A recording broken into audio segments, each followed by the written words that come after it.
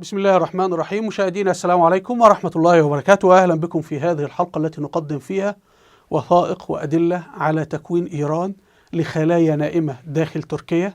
هذه الخلايا ستحمل السلاح والمتفجرات وتقوم بإشعال الحرب الأهلية في تركيا فور سقوط أردوغان، وإن لم يتمكنوا من سقوط أردوغان سوف تنشط خلال 5 إلى 10 سنوات عندما يأتي رئيس ضعيف لتركيا ويجري السيطرة على تركيا من الداخل. سوف تفتح القلعة من الداخل. إيران حاولت على مدار 500 سنة من عهد السلطان ياووش سليم رحمه الله إلى يومنا هذا الاستيلاء على تركيا، ولكنها فشلت، فقررت أن هي تغزو تركيا من الداخل، وقد غزتها.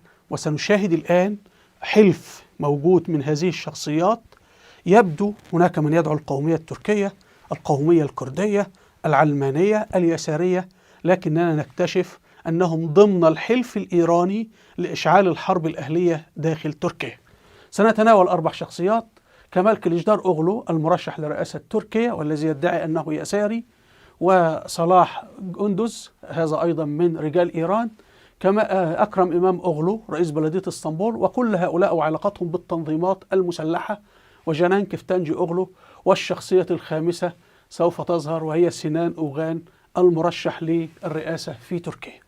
تعالوا نبدأ حضراتكم، وسنجد أنهم كلهم يقولون الشعب التركي ضيف في الأناضول.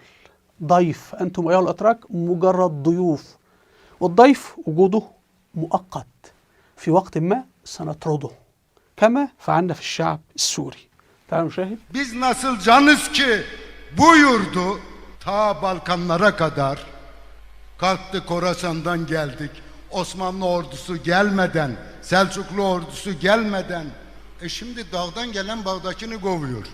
Bura benimdir, senin değildir. وهنا يمدح بشار الأسد جزار سوريا الذي طرد الشعب السوري، ويتمنى أن يكون لتركيا جزار تركيا ليطرد الشعب التركي. Sevgili canlar, Beşşar'la dövüşerler. Çünkü Beşşar getirdi, müthiş bölgede bir örnek sundu. Anti-emperyalist, anti-siyonist, ikiyüzlülük yapmadan dik duran tek devlet başkanıydı. بعد ذلك نكتشف أن هذا الشخص له علاقات بتنظيمات إرهابية مسلحة إيرانية. كما نشاهد أكبر زعيم إرهابي في المنطقة حسن نصر الله، زعيم حزب الله أو حزب الشيطان في الأساس أصلا، الذي قتل وهجر الشعب السوري. فنحن نسأل: ما الذي دار في هذا اللقاء؟ هل حسن نصر الله طلب منه أن يفتح مقر في كل مكان في تركيا ليجمع المعلومات ويرسلها لإيران؟ هل حسن نصر الله بحث معه إدخال أسلحة لتركيا؟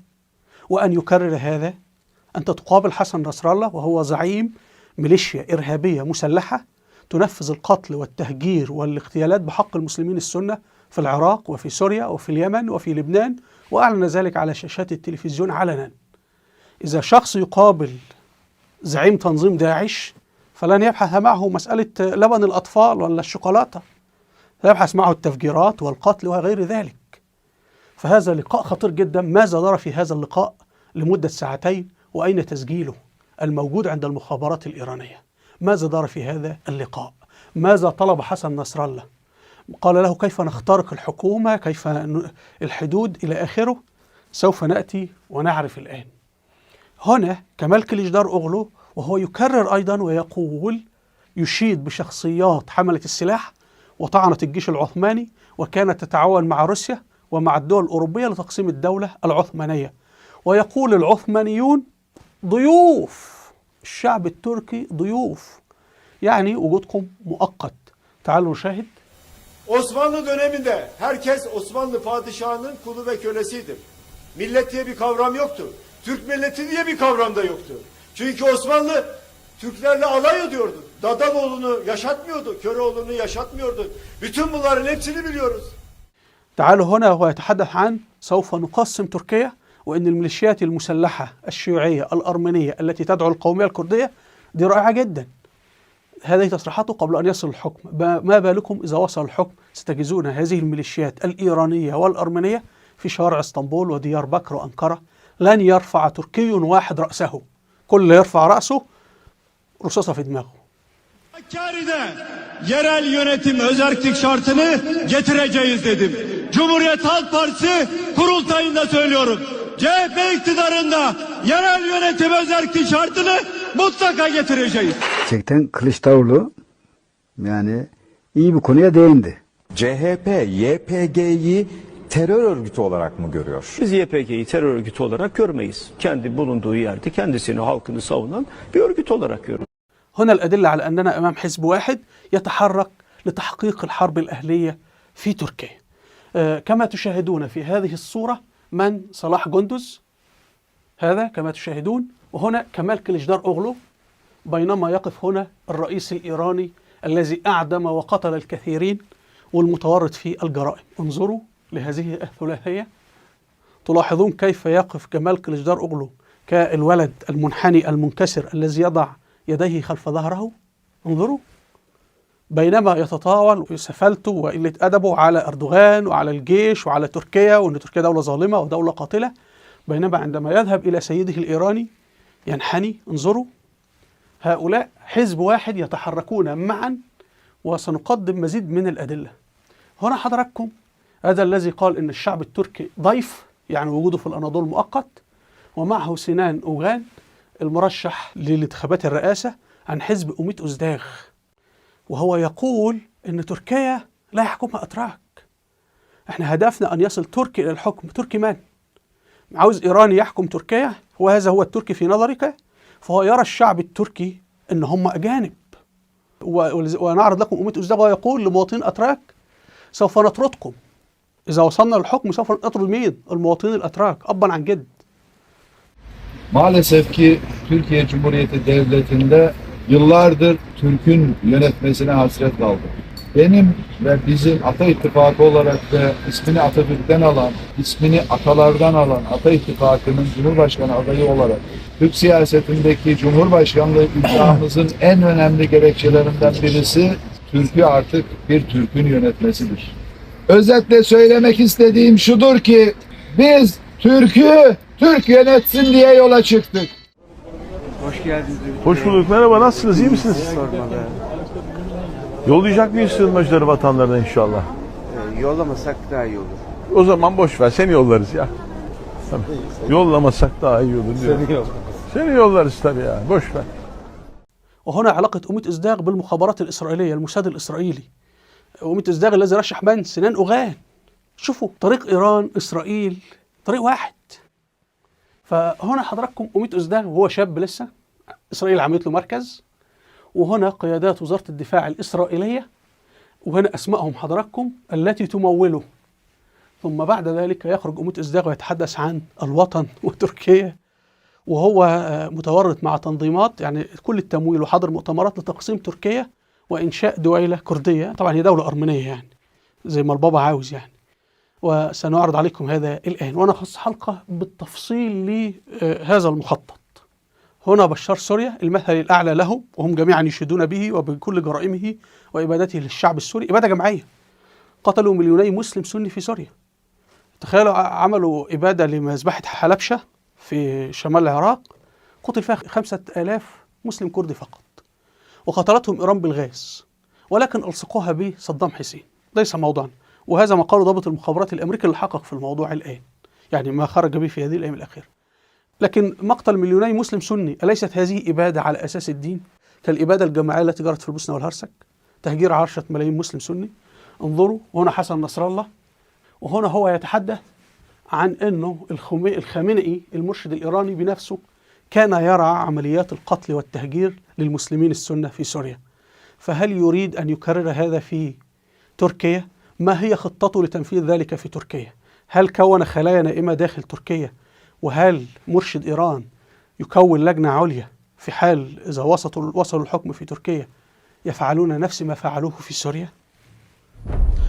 كان بإيران في غرفة عمليات سماحة القائد شخصيا كان مهتم بالموضوع، وكل المؤسسات في إيران، لأنه نحن في حالة صراع ضخم وكبير وخطير وتاريخي. كان بإيران في غرفة عمليات سماحة القائد شخصيا كان مهتم بالموضوع، وذهب الحاج قاسم سليماني إلى موسكو والتقى بالرئيس بوتين ولمدة ساعتين. فبيقول على الطاولة أنا وضعت الخوائط، الواقع الحالي أين نحن. عمل له قراءة استراتيجية. في تلك الجلسة الرئيس بوتين قال للحاج أنا اقتنعت. كما نعلم أن إيران تقوم حاليا باحتلال ناعم لتركيا، واحتلت عقول الشعب التركي، هذه حقيقة، من خلال راية يا حسين. فهذه الراية رفعوها في سوريا وذبحوا الشعب السوري كله، ورفعوها في العراق وذبحوا الشعب العراقي كله، وقالوا أنتم يزيد. لأنه هو إيه شخصية الحسين؟ الحسين مسلم وتقاتل مع مسلمين، فأيها المسلم اقتل أخوك المسلم. فتجد ثنائية الحسين ويزيد، ثنائية علي ومعاوية حاضرة دائما، وهم ناس ماتوا وشبعوا موتا. وأنتم كأتراك ما علاقتكم بعلي ومعاوية ويزيد والحسين؟ هؤلاء عرب وماتوا في الصحراء العربية وتقاتلوا في صحراء العرب. لكن الشيوعيين واليساريين يضعونهم في كل مسلسل تلفزيوني. لماذا؟ لأنه يعرفون الشعب التركي مسلم، فهو يريد أن يقول للمسلم التركي اقتل أخوك عادي جدا، علي ومعاوية تقاتلوا، يزيد والحسين تقاتلوا. لكن هل أحد يذكر مقتل عثمان بن عفان؟ الأهم من الحسين ومقتل الحسين من؟ استشهاد سيدنا عثمان بن عفان لما ضربوا المصحف، حاصروه في بيته 40 يوما ومنع عنه الطعام والشراب، رجل عمره 80 سنة. فإذا كانت إيران أو هؤلاء يعني يهمهم الدم والظلم، فأين هم من مقتل عثمان بن عفان؟ لماذا لا يكون هناك يوم عطلة لمقتل عثمان بن عفان في تركيا؟ كلما رفعت الراية في هذا في مكان جرى إبادة المسلمين.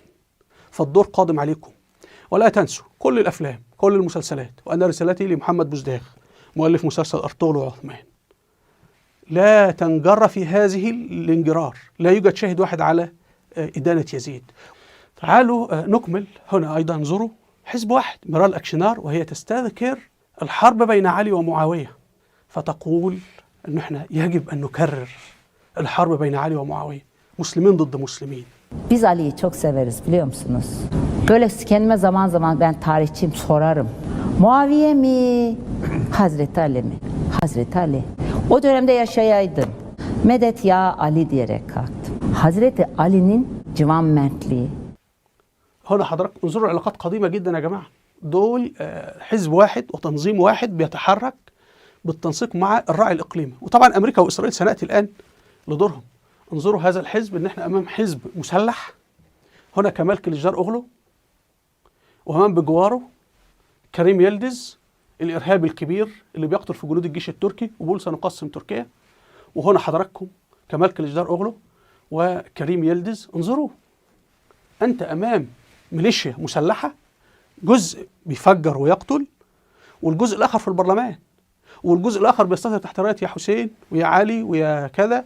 لانه كأي لما المخابرات بتيجي تشتغل في بلدك بتفتح مستشفى خيرية وجمعية خيرية وتفتح لك جامع، ويا علي ويا حسين بيستثيروا المسلمين بالدم.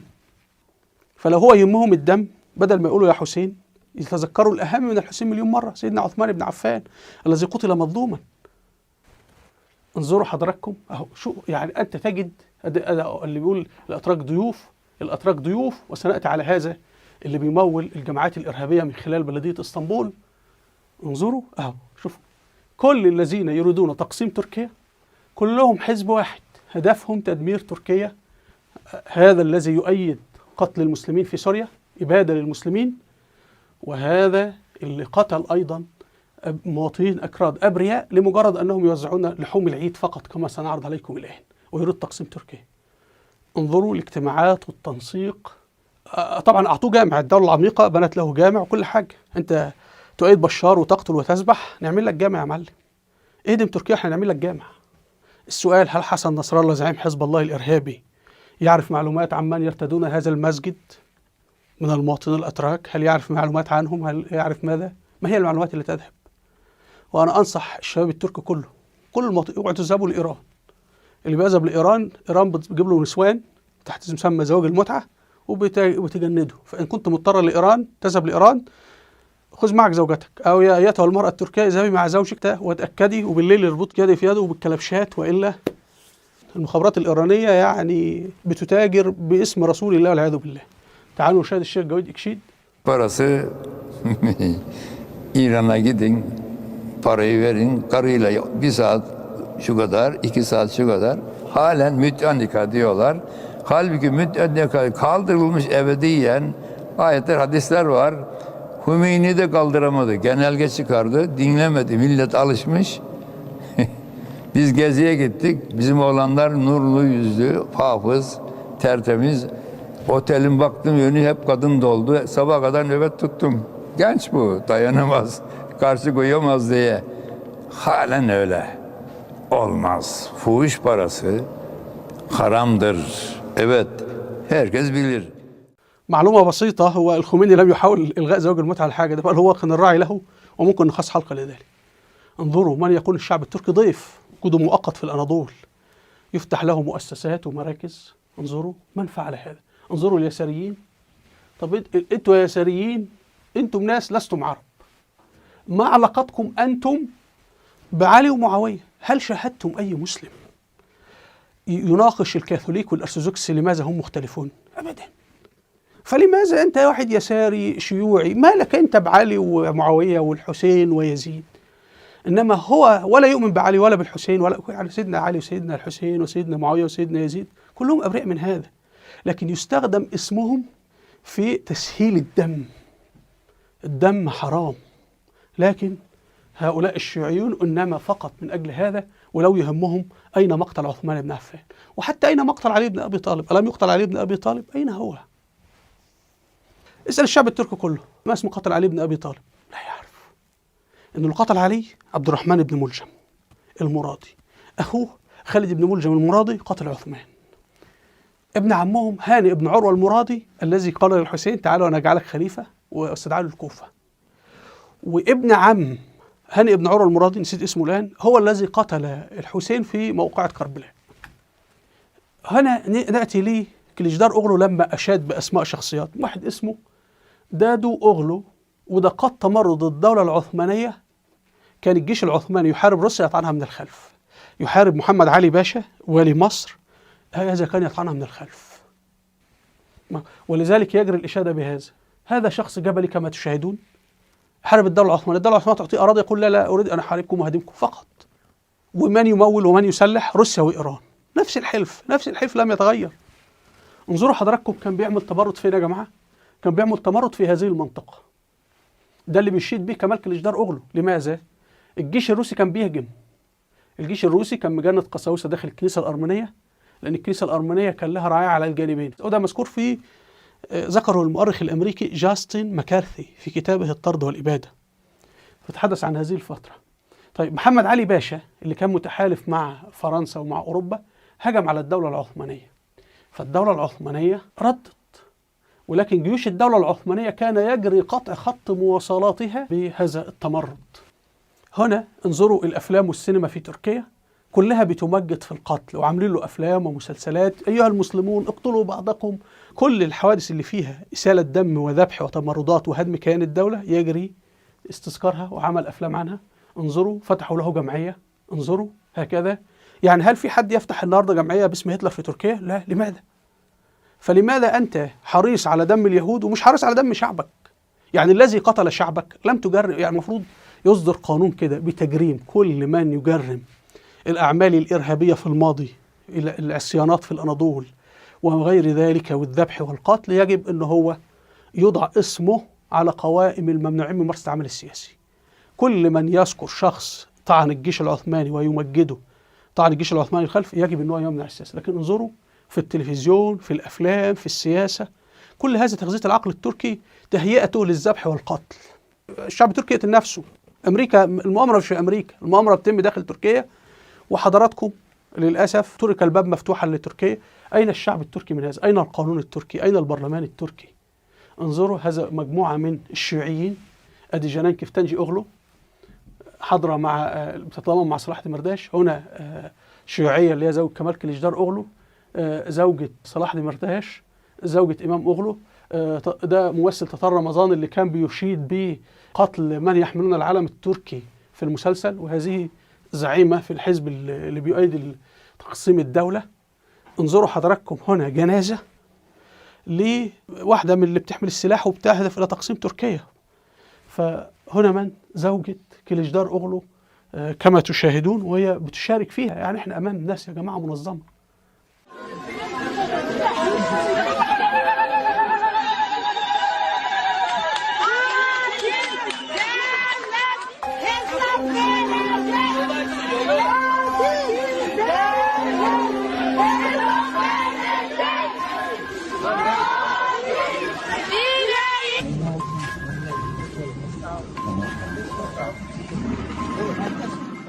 نأتي لأكرم إماموغلو رئيس بلدية اسطنبول الذي اتخذ من أموال البلدية وسيلة لتمويل هذه التنظيمات. شبكة إذا يفعلون هذا وأرضهم في الحكم، وفي وزير داخلية ووزير دفاع ورئيس مخابرات وفي دولة قائمة، ما بالكم لو هؤلاء اللي حكموا الدولة؟ ده أنت هتجد الميليشيات في شوارع تركيا كلها. يعني والله سيفعل في الشعب التركي ما فعل في السوري.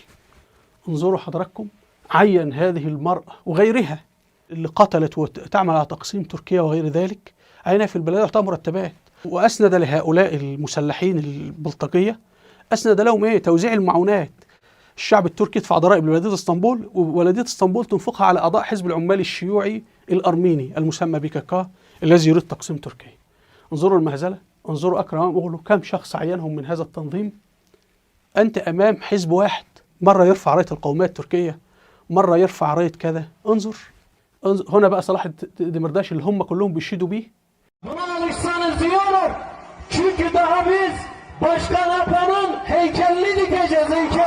Bizim bir milletvekilimiz bir PKK'linin cenazesine katıldı diye linç edilebiliyor ya medyada. Ben çok açık söyleyeyim.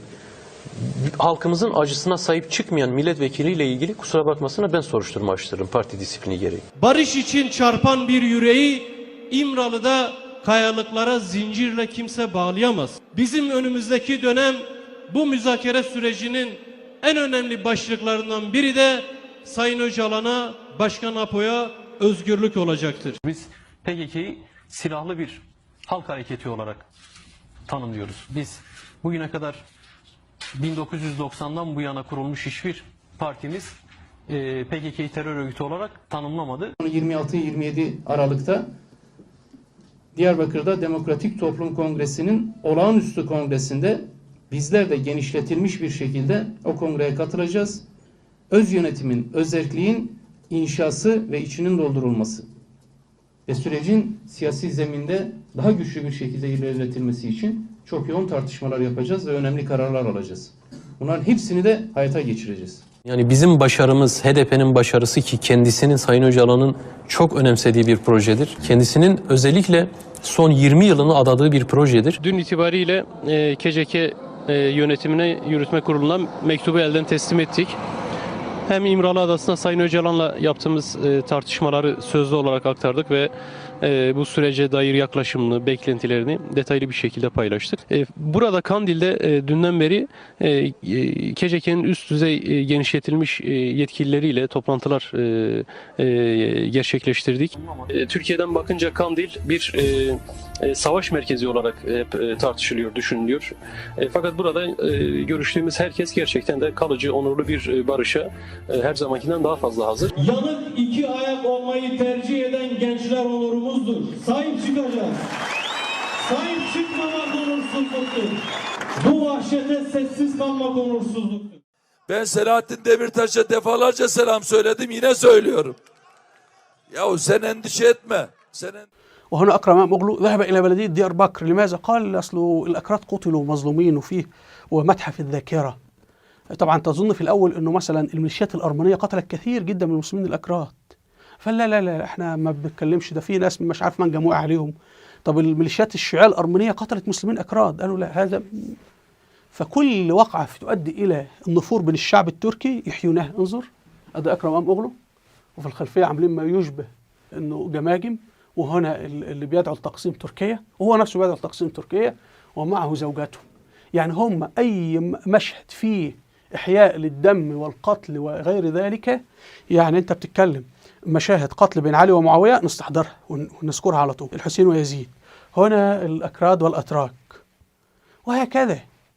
دد أغلو مع الدولة العثمانية.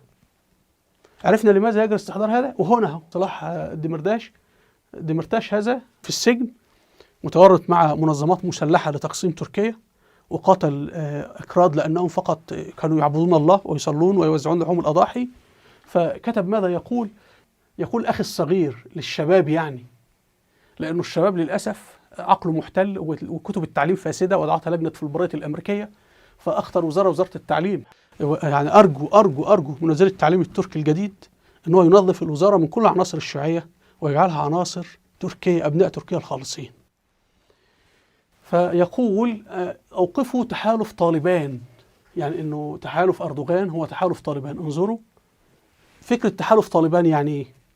يعني هو بيعتبر نفسه امريكا، الجيش الامريكي، وبيعتبر الشعب التركي طالبان، فان احنا نعمل حرب. يعني كما الجيش الامريكي كان بيقصف الشعب الافغاني ويقتله ويحتل بلده، فنحن هنقوم بمهمة الجيش الامريكي في قصف المدن التركية. يعني الجيش الامريكي كان بيقصف المدن افغانستان تحت مسمى حرب طالبان، احنا هنقصف مدن تركيا تحت مسمى حرب طالبان. يعني هنعمل الارهاب ونفس الفكره. عندنا في مصر الرئيس مرسي رحمه الله زارته وزيره الخارجيه الامريكيه هيلاري كلينتون وقالت له حارب الارهاب، لما ليس عندنا ارهاب في مصر. قالت له طيب، وعملوا انقلاب عسكري واسقطوه، وعملوا تفجيرات وقالوا عندنا ارهاب واحنا بنحارب الارهاب. وهذا سيتكرر في تركيا. دول مواطنين اكراد مسلمين بيوزعوا لحوم الاضاحي. الميليشيات الشيوعيه قتلتهم في ديار بكر، كل جريمتهم ان هم مسلمين مثل الشعب السوري. فهنا وجدنا انه البابا لما زار العراق عملوا له اقليم كردستان، بس هو كردستان مين؟ كردستان سكانه مسلمين، فهو بيتكلموا عن دولة أرمينية. فاحنا هنعمل ديار بكر سوريا أخرى، واسطنبول سوريا أخرى، وأنقرة سوريا أخرى. أنتم ضيوف أيها الأتراك، أنتم ضيوف أيها الأكراد، مصيركم مصير السوريين والعراقيين. انظروا الشباب الكردي المسلم الذي قتل لا لشيء انه يوزع لحوم الاضاحي. انظروا، هذه حزب عادي سياسي سلمي، يعني يعمل دعايه انتخابيه، فذهبوا واعتدوا عليه. ده من الان يعتدون عليه، لو معهم سلاح كانوا ضربوهم بالنار. شاهد.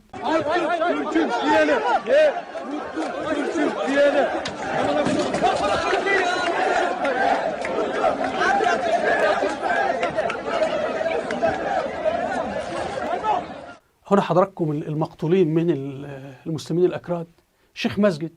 الناس دي مشكلتها إيه؟ إنه بيحفظوا القرآن، مسلمتهم هم أحرار في دينهم. نحن كمسلمين حكمنا الأناضول من 1000 سنة من عهد السلطان قلب أرسلان رحمه الله، لم نقتل لا مسيحي ولا يهودي ولا أي واحد دين آخر، كل واحد حر في دينه. لكن هذه الميليشيات المسلحة، إيران لا تريد السلام في الأناضول، تريد أن تشعل حرب أهلية حتى تستولي عليها وينشئ الإمبراطورية الفارسية، لأن إيران تقول إن الأناضول أرض فارسية وكان فينا الإمبراطورية الفارسية. إذا نحن لم نعرف التاريخ، إيران تعرفه. هنا الشيوعيين يقومون بالتهجم على مقر انتخاب الحزب الهدبار. السؤال يا جماعة، إيران لو أرسلت أسلحة لهؤلاء ماذا سيفعلون؟ هذا يكون مشهد عام في كل شوارع تركيا، وخاصة أنه هيكونوا في حماية الحكومة بقى كليجدار أوغلو ومجموعاته يعني.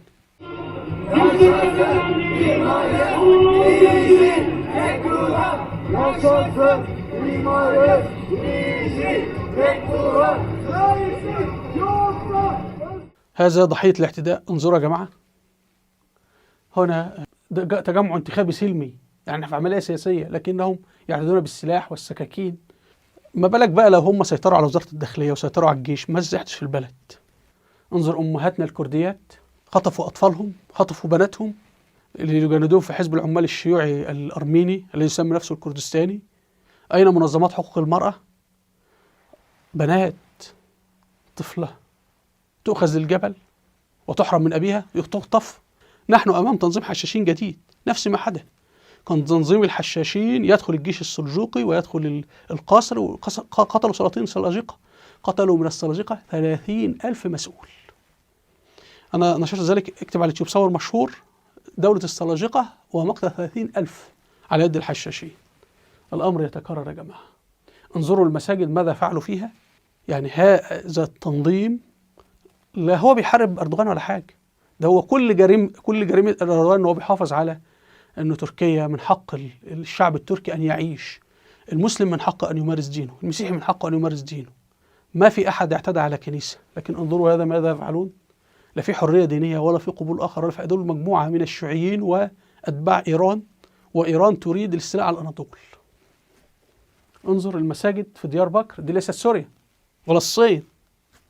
هنا الفلسفة الخطيرة التي تؤدي إلى تدمير تركيا في مهرجان عاشوراء، مقتل الحسين. أين مهرجان مقتل عثمان بن عفان؟ أين إحياء ذكرى مقتل عثمان بن عفان؟ لماذا لا يوجد يوم الدار؟ لماذا لا يوجد عطلة رسمية في تركيا؟ إيران بتعمل عطلة لمقتل الحسين 4 أيام، المفروض تركيا تعمل يوم واحد حتى لمقتل عثمان بن عفان. والأفلام والمسلسلات في تركيا ماذا يقول؟ يقول إن تأثير الحسين موجود في شخصية كل تركي، ولهذا السبب الحسين في قلوب الشعب التركي. لا، أنا مش عاوز كده خالص. أنا عاوز إن تأثير، ما يقولش الحسين، يقول إن تأثير عثمان ابن عفان موجود في شخصية كل تركي، ولهذا السبب عثمان في قلوب الشعب التركي. الدولة اسمها الدولة العثمانية، كان الأساطير العثمانية يتبركون باسم عثمان بن عفان. نحن لا نريد السير في طريق الحسين، نحن نريد السير في طريق عثمان بن عفان رضي الله عنه. انظروا حضراتكم اللي بيتكلموا انه ده سيدنا الحسن لما طعنوه وضربوه في الكوفة، ومفروض ان سيدنا الحسن معاه جيش، ده جيشه اللي بيضربه، خلي بالكم، جيش سيدنا الحسن اللي ضربه في الكوفة واخوه الحسين موجود. وهؤلاء هم الذين كانوا يريدون الحسين يصبح رئيس الدولة، وهؤلاء هم الذين كانوا يريدون اشعال حرب اهلية. قتلوا عثمان ثم قتلوا سيدنا علي، والان كانوا يحاولون قتل الحسن، وسيدنا الحسن لجأ لسيدنا معاوية لإنقاذه من هؤلاء الأوباش والغوغاء، فأنقذه سيدنا معاوية. احنا بنقول هذا مصير من يصير في طريق الحسين.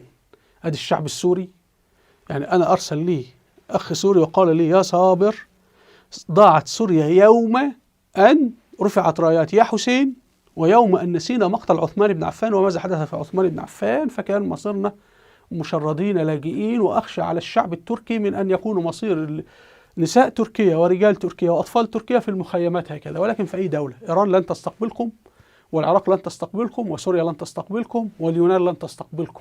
انظروا، احنا مسلمين الأندلس، المشهد ده شهدناه في مسلمي الأندلس، محاكم التفتيش. لكن إيران وأتباعها أقاموا محاكم التفتيش في سوريا، علقوا المسلمين في السجون هكذا، أشعلوا النيران. في فيديوهات موجودة على اليوتيوب وسائل التواصل الاجتماعي لميليشيات إيرانية تشعل النار تحت مواطنين عراقيين في الموصل على أعمدة الكهرباء.